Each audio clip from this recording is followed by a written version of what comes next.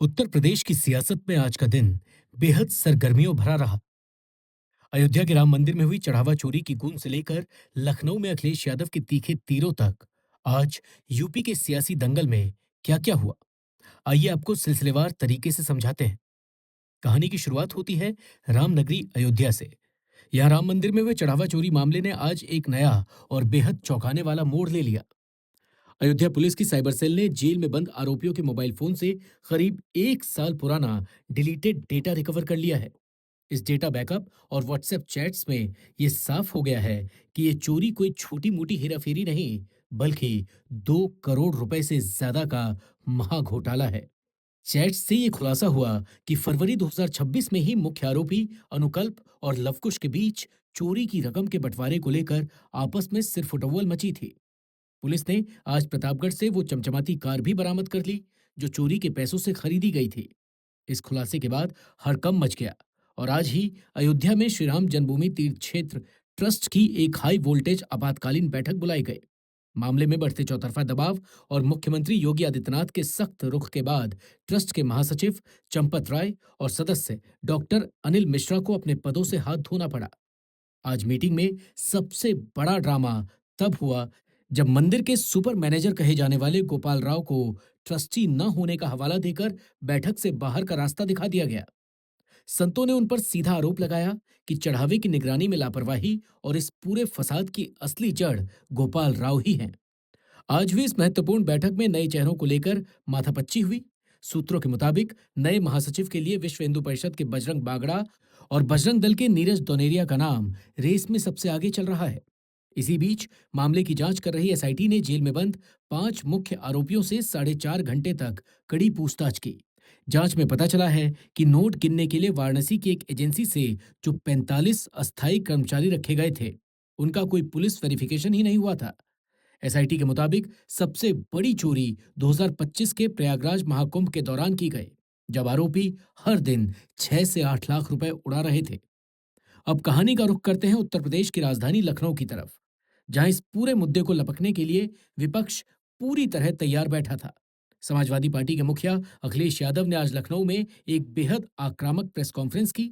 अखिलेश यादव ने सीधा सियासी बम फोड़ते हुए कहा कि राम मंदिर की इस चोरी ने बीजेपी के केंद्रीय नेतृत्व और उत्तर प्रदेश सरकार यानी दिल्ली बनाम लखनऊ के बीच चल रहे पावर स्ट्रगल को सरेआम बेनकाब कर दिया है। उन्होंने तंज कसा कि मुख्यमंत्री खुद इंजीनियरिंग नहीं समझते, इसलिए लखनऊ का 7,000 करोड़ का ग्रीन कॉरिडोर ऐसा बना दिया गया है कि जनता को बार बार रुकना पड़ेगा। अखिलेश ने ऐलान किया कि वो 2027 के चुनाव घोषणा पत्र में चढ़ावा चोरों के खिलाफ सबसे सख्त कार्रवाई का वादा शामिल करेंगे।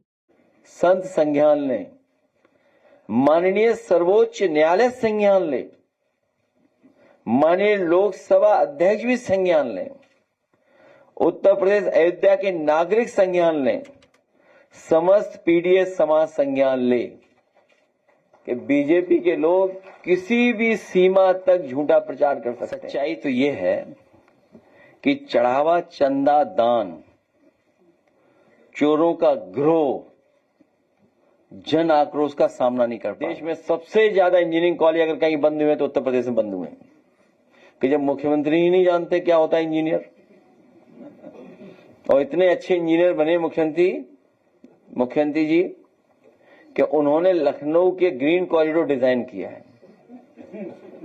ये जो लखनऊ का ग्रीन कॉरिडोर डिजाइन हुआ है 7,000 करोड़ का, ये किसी इंजीनियर ने डिजाइन नहीं किया है, ये मुख्यमंत्री ने खुद डिजाइन किया है। इसलिए आपको दूसरी तरफ मुख्यमंत्री योगी आदित्यनाथ ने सुबह लखनऊ में जनता दर्शन के जरिए आम लोगों की समस्याएं सुनी और अधिकारियों को कड़े निर्देश दिए। साथ ही शाम को हुई कैबिनेट बैठक में सरकार के डैमेज कंट्रोल और विकास कार्यों की गति बढ़ाने पर चर्चा की गई। इन सारे विवादों के बीच बीजेपी चुपचाप अपने मिशन 2027 के ताने बाने बुनने में जुटी हुई है।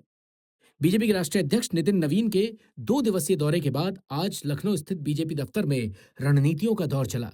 बीजेपी आलाकमान ने अपने नेताओं को साफ संदेश दे दिया है कि पार्टी से बड़ा कोई नहीं है और आपसी कलह को तुरंत खत्म किया जाए। समाजवादी पार्टी के पीडीए यानी पिछड़ा, दलित, अल्पसंख्यक वाले फॉर्मूले को ध्वस्त करने के लिए बीजेपी सामाजिक समीकरणों को नए सिरे से साधने में जुट गई है। साथ ही राष्ट्रीय लोकदल और सुभाषपा जैसे सहयोगी दलों के बीच सीट शेयरिंग और नाराजगी को दूर करने के लिए आज बंद कमरों में कई दौर की बातचीत हुई। ये सियासी जंग सिर्फ यूपी तक सीमित नहीं रही, बल्कि इसकी आंच दिल्ली तक पहुंच गई। साथियों, कांग्रेस नेता पवन पूरा खेड़ा ने हिंदू दिल्ली में समाज, आरोप पूरा लगाया देश कि धार्मिक रोष स्थलों देख पर रहा चोरी है का अब किस एक तरह और से खास अयोध्या पैटर्न बन में चुका है। चंदा चोरी, डकैती के आरोप लग रहे हैं। रोज नया सबूत, रोज नए तथ्य आपके सामने आ रहे हैं। लेकिन जो हिंदू नाम के संगठन हैं, हिंदू नाम जो रखते हैं संगठन अपना, और पूरे विश्व में ठेका लेकर घूम रहे हैं हिंदू समाज का, या राष्ट्रीय स्वयंसेवक संघ जैसे, जो खुद तो गैर पंजीकृत हैं लेकिन हिंदुओं के नाम पे अपनी दुकानें चला रहे हैं पूरे विश्व में। वहीं आरएसएस भी इस पूरे घटनाक्रम से बैकफुट पर नजर आ रही है और डैमेज कंट्रोल पर नजर रख रही है। इस बीच क्योंकि विश्व अखबार में हिंदू मैंने परिषद ने पढ़ा भी तगड़ा और पलटवार किया है। स्क्रीन पे बीएचपी देखा के कि अंतर्राष्ट्रीय रामगोपाल अध्यक्ष यादव आलोक कुमार ने बहुत एसआईटी को परेशान है पत्र लिखकर मांग की है और कह कि रहे हैं कि समाजवादी पार्टी के 20,000 प्रोफेसर करोड़ से ज्यादा राम का गोपाल घोटाला यादव, हुआ है। कांग्रेस की प्रियंका गांधी ये रकम और आपके उन्होंने संजय 2 सिंह बार से भी दी। पूछताछ की जाए, ताकि कोई पता चल हजारों सके करोड़ कह कि रहा इनके है, पास इस वित्तीय कोई गड़बड़ी सारी के ज्वेलरी क्या गायब हो सबूत गई हैं। ऐसा कह रहा है। अब ये श्रीमती प्रियंका गांधी वाड्रा हैं, अरविंद केजरीवाल हैं, राम गोपाल जी हैं, लंबे समय से सार्वजनिक जीवन में उच्च पदों पर रहे, जिम्मेवार लोग हैं। तो मैंने आयोग को कहा कि इन्होंने कहा है तो हो सकता है ये सब जानते हो। ये 20,000 करोड़ का आंकड़ा कैसे आया, किन्होंने दिया, इसके डॉक्यूमेंट्स क्या हैं, ये सब अगर पुलिस को मालूम पड़ जाए तो उसको अपने इन्वेस्टिगेशन में सुविधा होगी। तो कुल मिलाकर आज की कहानी का लब्बो-लुआब ये है कि 2027 के महामुकाबले से ठीक पहले राम मंदिर का चढ़ावा चोरी मामला यूपी की सियासत का सबसे बड़ा अखाड़ा बन चुका है।